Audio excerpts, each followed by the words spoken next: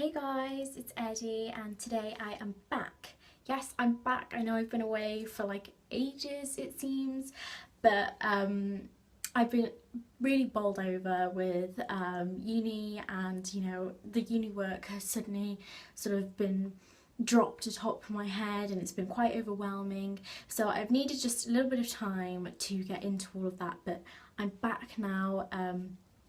And today I am going to be reviewing for you all a movie called The Age of Innocence, which is directed by one of my favourite and probably most favourite of directors of all time, Mr. Martin Scorsese. Now, I watched this yesterday with my mum, and it stars Michelle Pfeiffer, Daniel Day-Lewis and Winona Ryder. And basically this film is set primarily in the 1870s, and it revolves around this man called Newland Archer, and he's sort of engaged to Winona Ryder's character May, and suddenly he begins to fall for her sort of mysterious, sort of defamed cousin, the Countess, who is played by Michelle Pfeiffer, and it sort of centres around his feelings developing for her while he's trying to help her through, divorcing her husband, and there's this whole scandal, and while all of this is happening, they begin to start an affair, and the film just kind of goes from there. And yeah, that's the basic plot.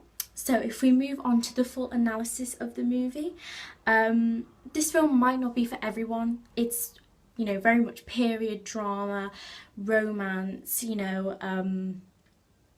one of those movies. So if, you're not a fan of that kind of thing, this movie probably won't be for you. But I know there are a lot of people that are. I'm quite partial to the, romantic period drama. And I think it is a beautiful movie. I think the art of it truly lies in Scorsese's direction, as per usual, and also the dialogue and the acting by the main performers. I think what shines for me, as I said, is Scorsese's directing. It's just so beautifully done. We know that Martin Scorsese, does fantastic gangster movies like Goodfellas, some really sort of weird movies like Taxi Driver, and we know for a fact that the directing in all of those is absolutely stunning, but the direction in this film, which is so different to a lot of its other stuff, is equally as beautiful. For example, those like smartly sort of roving shots that are sort of, they move up the character's body, they're sort of cleverly cut, spliced together, and it's sort of, he also does these fantastic sort of sweeping wide shots as well. When you watch a Scorsese movie, you can tell it's a Scorsese movie. And one of my favourite shots in this film was we were entering a household, and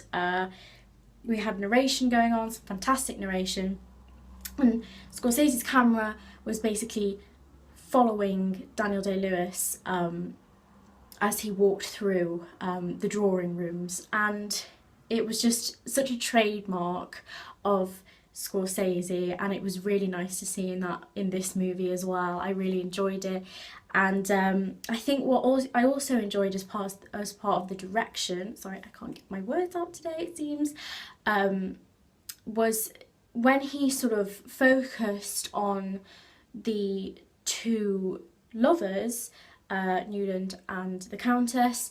He would sort of isolate them in sort of a ring of light, which would sort of drown everybody else out, and sort of place them directly in the foreground, and it would sort of intensify the whole emotional and sort of sexual tension which is so prevalent throughout this whole film, and I thought that was so clever, and I really loved that. I love also the monologue shots. So for example, a few times in the film when somebody's written a letter, we see the sort of script of that letter sort of delivered by the character in these sort of zooming shots that sort of pan towards them, set against a lovely backdrop, you know, either, you know, the snow or Winona's sort of monologue shot, as I like to call it. You know, she's behind sort of an array of flowers, and they're really beautiful, and I think they add this sort of really different touch to the movie, which is really enjoyable.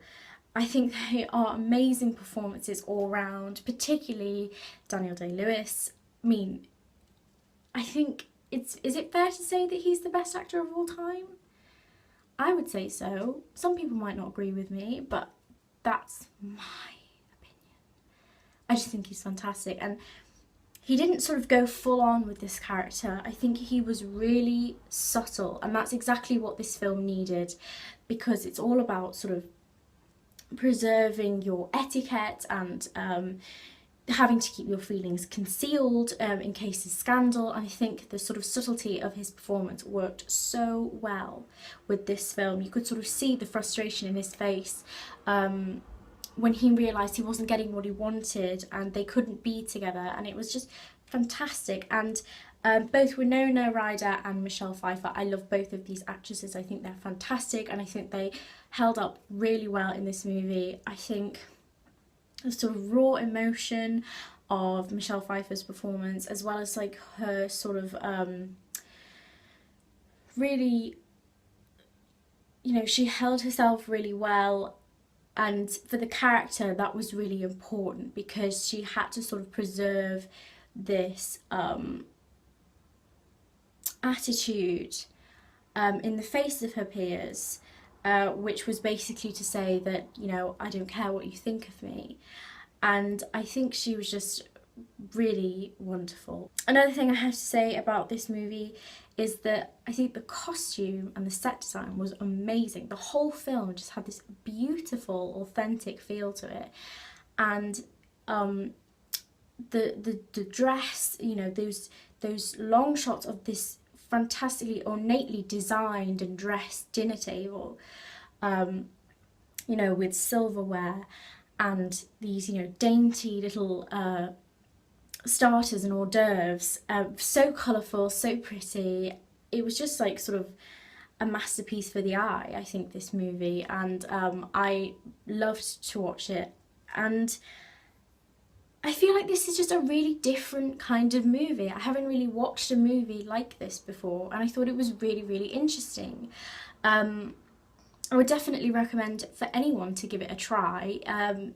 You know, as I said, some people might not like it, it might not be for them. It's definitely something you might not expect from Martin Scorsese. But as we know, he doesn't just do gangster movies. He doesn't just do violent films. This film was very beautiful, it was very classy, and it was just full to the brim with emotion and fantastic acting, and that's what I absolutely loved about it. I thought it also had, you know, lovely narration. It wasn't constant. It told the story without being, you know, always in the ear, you know, kind of distracting you from the shots and the scenes. I think the narration was sparse enough for you to allow yourself to take from the scenes the story itself, while also sort of guiding you along the way, like you were reading sort of a 19th century novel. I thought it was really lovely, and I think it was a different but very competent and very beautiful Martin Scorsese movie, and I did enjoy it. It's not my favourite film of his, I must say that, but I think with the absolutely phenomenal acting from the cast, as well as the absolute, I mean, it's just a beautiful movie. So with that in mind, I would definitely have to give this movie perhaps 4 out of 5 stars. It sometimes felt a little bit long-winded, a little bit slow, but I think that's because the sort of outlets it relied on were not sort of action-packed.